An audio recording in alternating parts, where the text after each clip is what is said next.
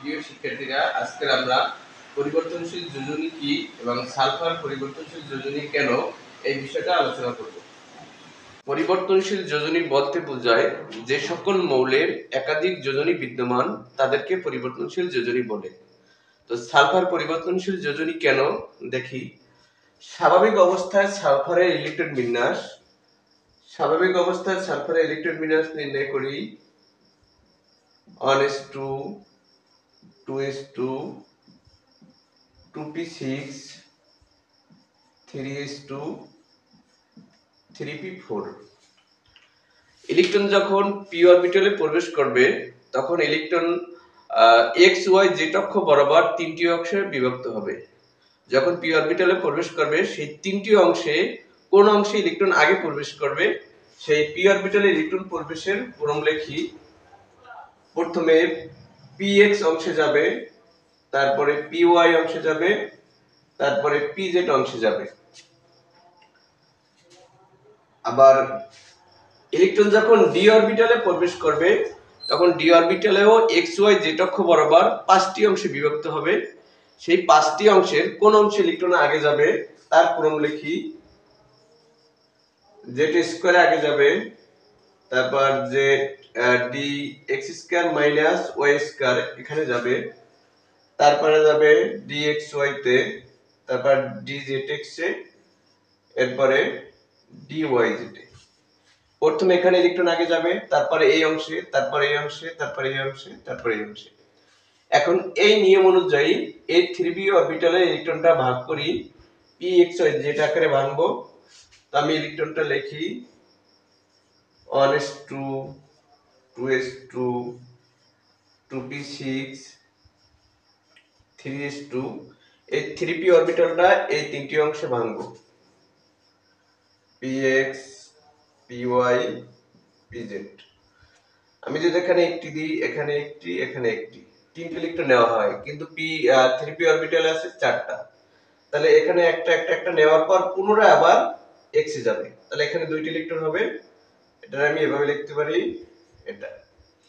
তো এখানে দেখা যাচ্ছে যে শেষ অরবিটালে দুইটি বিজোড় ইলেকট্রন বিদ্যমান, এই একটি বিজোড় ইলেকট্রন, এই একটা বিজোড় ইলেকট্রন।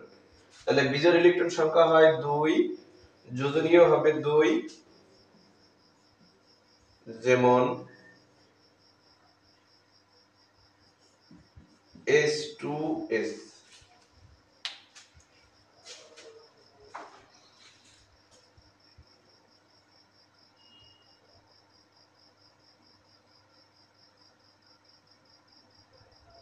উত্তেজিত হলে 3px থেকে একটি ইলেকট্রন ফাঁকা 3dz স্কয়ারে প্রবেশ করবে।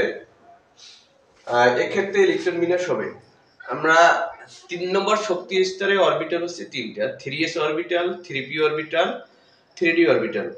আমরা 3s অরবিটাল আর 3p অরবিটালে বিভিন্ন অংশে ইলেকট্রন নিয়েছি, কিন্তু 3d অরবিটাল কি ফাঁকা আছে। সেই 3d অরবিটালে উত্তেজিত হলে এই 3px থেকে একটা ইলেকট্রন এই 3d অরবিটালের প্রথম অংশ 3dz স্কয়ারে প্রবেশ করবে। সেক্ষেত্রে ইলেকট্রন বিন্যাস আমি প্রথমে পূর্বে যে ইলেকট্রন বিন্যাসটা ছিল ওইটা আগে লিখি। 1s2 2s2 2p6 3s2 3px ছিল দুইটা, 3py ছিল একটা, 3pz ছিল একটা। এখন উত্তেজিত হলে এখান থেকে একটা ইলেকট্রন 3d z স্কয়ারে প্রবেশ করবে। তাহলে এখানে বিজোড় ইলেকট্রন পাইলাম একটা, দুইটা, তিনটা, চারটা। তাই বিজোড় ইলেকট্রন সংখ্যা 4, যোজনীয় হবে 4, যেমন SO2 এই যৌগে সালফারের যোজনী 4। উত্তেজিত হলে এখানে স্টার চিহ্ন দিতে হবে, এস স্টার চিহ্ন।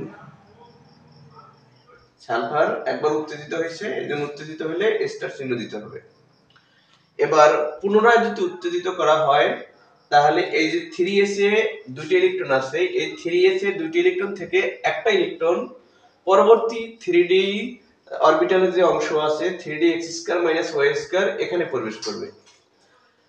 এই ক্ষেত্রে আমাদের ইলেকট্রন বিন্যাসটা হবে কি, যেহেতু দুইবার উত্তেজিত করেছি যেমন double star,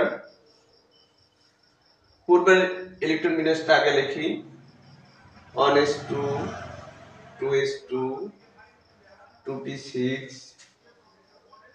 3s2 3px1 3py1 3pz1 3dz2 এখানে একটা ইলেকট্রন ছিল। এখন উত্তেজিত হলে এই 3s অরবিটাল থেকে একটি ইলেকট্রন 3dx2 y2 এ প্রবেশ করবে। এক্ষেত্রে বিজোড় ইলেকট্রন হয় কয়টা? একটা, দুইটা, তিনটা, চারটা, পাঁচটা, ছয়টা। তাহলে বিজোড় ইলেকট্রন সংখ্যা 6, যোজনীয় হবে 6। যেমন SO3 এই যৌগের সালফারের যোজনী 6। তাহলে আমরা সালফারের 3টা যোজনী পেয়েছি, 2 পেয়েছি, 4 পেয়েছি এবং 6 পেয়েছি। তাহলে বলতে পারি সালফারের পরিবর্তনশীল যোজনী বিদ্যমান।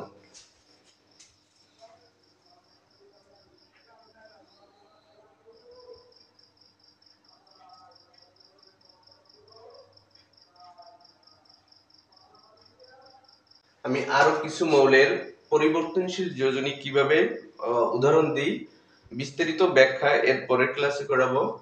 যেমন সালফার থেকে আমি 3টি যৌগ লিখি H2S, এখানে সালফারের যোজনী 2। আবার SO2 এখানে সালফারের যোজনী 4। SO3 এখানে সালফারের যোজনী 6। ফসফরাস থেকেও কিছু যৌগ লিখি PCl3, এখানে ফসফরাসের যোজনী 3। PCl5 এখানে ফসফরাসের যোজনী 5। কার্বন মনোক্সাইড CO এখানে কার্বনের যোজনী 2। CO2 কার্বন ডাই অক্সাইড এখানে কার্বনের যোজনী 4। এই মৌলগুলোর যোজনী লিখতেছি। আবার আয়রন দিয়ে যৌগ লিখি FeCl2, এখানে আয়রনের যোজনী 2। FeCl3 এখানে আয়রনের যোজনী 3। ম্যাঙ্গানিজের একাধিক যোজনী আছে, আমি কিছু যৌগ দেখাই। এখানে ম্যাঙ্গানিজের যোজনী 2।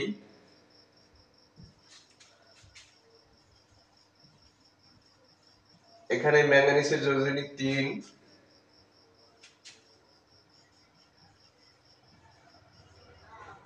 এখানে ম্যাঙ্গানিজের যোজনী 7।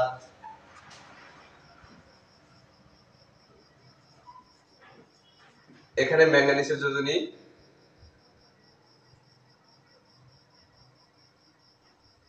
এখানেও 7।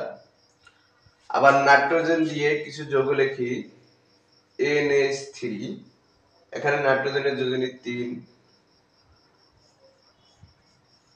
HNO3 এখানে নাইট্রোজেনের যোজনী 5। এভাবে একাধিক মৌলের, অনেক মৌলের এভাবে পরিবর্তনশীল যোজনী দেখানো যায়।